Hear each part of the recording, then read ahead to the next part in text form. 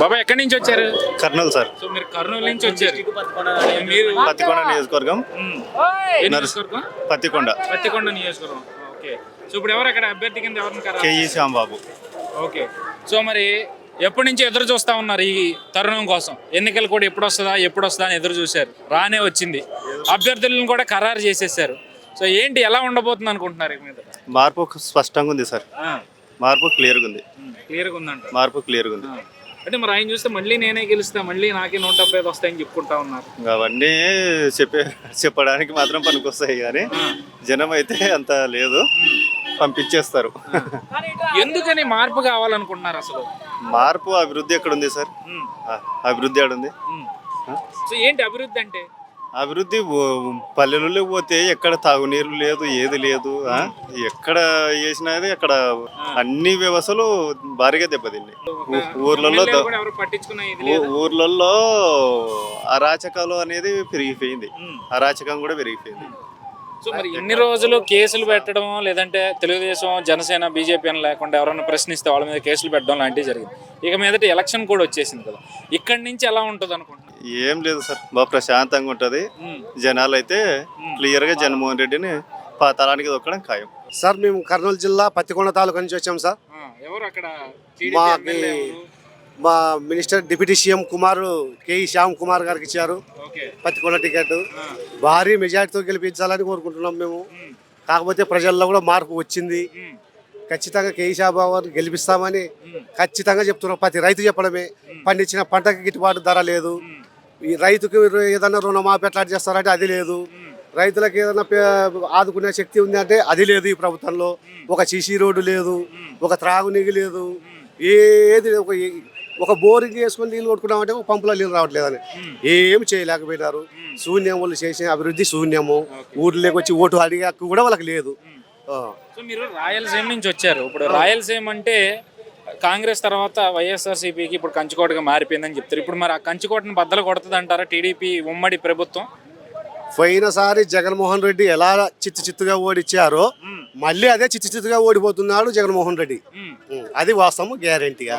ప్రతి ఒక్కరిలో మార్పు వచ్చింది. ప్రతి ఒక్కరు కూడా పవన్ కళ్యాణ్ చూస్తున్నారు, నరేంద్ర మోడీ గారు చూస్తున్నారు. ఇప్పుడు మళ్ళీ నిన్న కలుసుకునేందుకు మరి చంద్రబాబు నాయుడు చూస్తున్నారు, లోకేష్ బాబు గారు. అందరూ వీళ్ళల్లో యువగాలం పాదయాత్రలు అవి ఇవి చేసి బాగా మంచిగా చేసుకుంటూ వస్తున్నారు.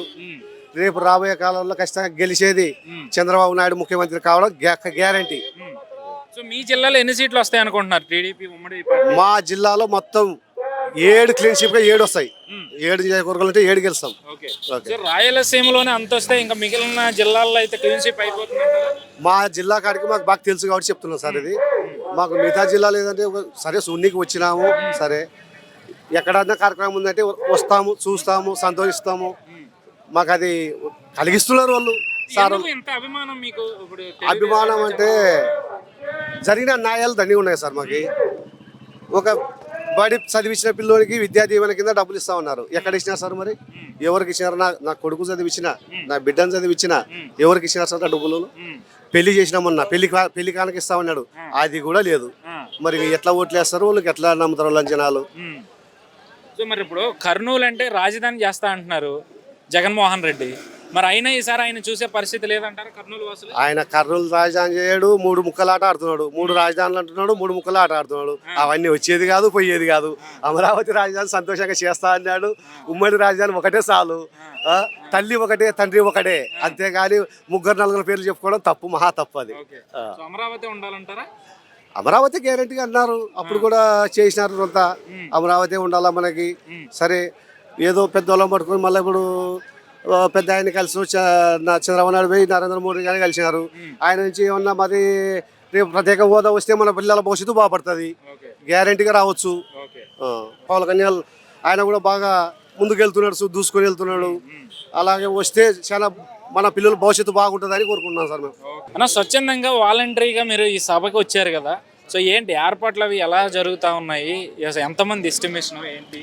మినిమం ఒక 10 లక్షల పైనే వస్తారు సార్. 10 లక్షలు వాటర్ కానీ మజ్జిగ కానీ ఇప్పటి వరకు కూడా మేము స్వచ్ఛందంగా చాలా చేస్తూ ఉన్నాం. చాలా మందికి వచ్చిన వాళ్ళందరికీ ఇవి సరఫరా చేస్తా ఉన్నాం. సో బాగానే ఇక్కడ- ఉంది. ఇక్కడ సెక్యూరిటీ పర్పస్ కావచ్చు, పోలీసుల సహకారం కావచ్చు, ఎలా ఉంది? సూపర్గా ఉంది సార్. పోలీసు వాళ్ళు చాలా పకడ్బందీగా మంచిగా చెకింగ్ మొత్తం చేసుకుంటూ ట్రాఫిక్ కూడా మంచిగా కంట్రోల్ చేసుకుంటూ చాలా బాగా చేస్తున్నారు. పోలీసు వాళ్ళు బాగా చేస్తున్నారు. సో దాదాపు 7-8 ఏళ్ల తర్వాత మొట్టమొదటిసారిగా చంద్రబాబు నాయుడు, నరేంద్ర మోదీ ఒకే వేదిక మీదకి రాబోతా ఉన్న పరిస్థితి చూస్తూ ఉన్నాం.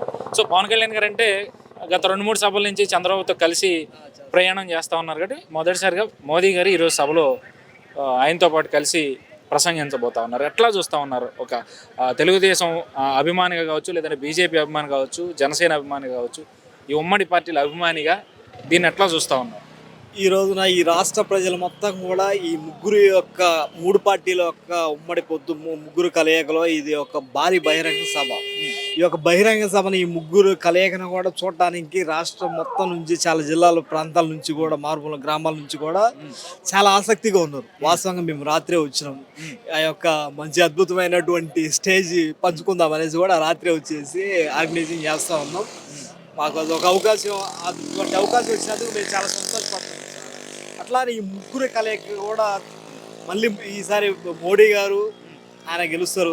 మ్యాక్సిమం ఒక 300 పైన ఎంపీ సీట్లు వస్తాయి. ఇక్కడ చంద్రబాబు నాయుడు గారు కానీ పవన్ కళ్యాణ్ గారి వీళ్ళ యొక్క పొత్తులో భాగంగా వీళ్ళు కూడా ముగ్గురు కలయికతో మ్యాక్సిమం మంచి మెజార్టీ సీట్లు వస్తాయి. ఆ గురజాల నియోజకవర్గంలో మా ఎరపతినేని గారు కూడా 30,000 మెజార్టీతో గెలుస్తారనేసి భారీ అంచనాలతో ఉన్నారు. మంచి సో మీ నియోజకవర్గం గురజాల అంటా ఉన్నారు. మొదటి లిస్టులో ఆయన పేరు రానప్పుడు కొంత టెన్షన్ పడ్డారంట. ఆ టెన్షన్ పడటం అంటే ఏం లేదు సార్. మాకైతే ఇండివిజువల్గా మాకు కొంత తెలుస్తుంది. ఇవి ఆయన చాలా నెట్వర్క్ ఉన్నది. గ్రౌండ్ లెవెల్లో మంచిగా గ్రామ స్థాయిలో మంచిగా బాబు షూటీ కార్యక్రమాలు ఇవి కూడా చాలా చేసుకుంటూ కూడా ఆయనే కరెక్ట్ అయిన వ్యక్తి. అక్కడ మా గురజాల నియోజకవర్గం ఎరపతినేని గారే ఇప్పుడు 6 సార్లు, ఇది 7వ సారి ఆయన పోటీ చేయటం. బ్రహ్మాండంగా అతనికే ఉంటుంది ఎక్కువ. వేరే వాళ్ళు ప్రపోజ్ చేసినా కానీ మళ్ళీ ఇబ్బంది పడుతుంది. సో అంటే చాలా కాలం నుంచి కూడా దాదాపు 5 ఏళ్ల నుంచి ఎలక్షన్ కూడా ఎప్పుడు వస్తుంది, ఈ ప్రభుత్వం మీద ఓటు రూపంలో ఎప్పుడు బదులు తీర్చుకుందాం అన్న విధంగా ప్రతిపక్ష పార్టీల్లో ఉన్న వాళ్ళు చాలామంది గళం విప్పారు. మరి ఈరోజు ఎలక్షన్ కూడా వచ్చింది. సో ఏంటి పరిస్థితి? ఇక్కడి నుంచి ఎలా ఉండబోతుంది అనుకుంటున్నారు రాజకీయం? ఇక్కడ నుంచి చాలా మంది కూడా ఈ వైసీపీ పార్టీ ద్వారా ఇబ్బంది పడ్డోళ్ళు చాలా మంది ఈ ఎలక్షన్ కోడ్ పడగానే వెంటనే జాయినింగ్స్ చాలా ఉంటాయి సార్. వాళ్ళ పార్టీలో జనసేన పార్టీకి కానీ టీడీపీ పార్టీలో కానీ జాయినింగ్స్ ఉంటాయి. ధైర్యంగా వచ్చి స్వచ్ఛందంగా చేస్తారు, వర్క్ చేస్తారు, పార్టీలకు అతీతంగా చేస్తారు.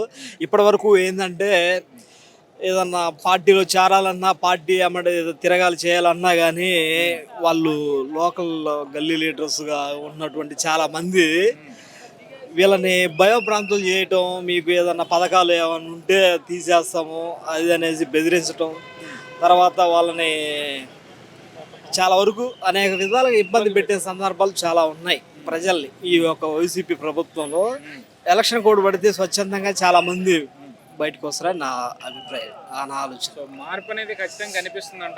ఖచ్చితంగా వస్తుంది సార్, ఖచ్చితంగా మార్పు వస్తుంది.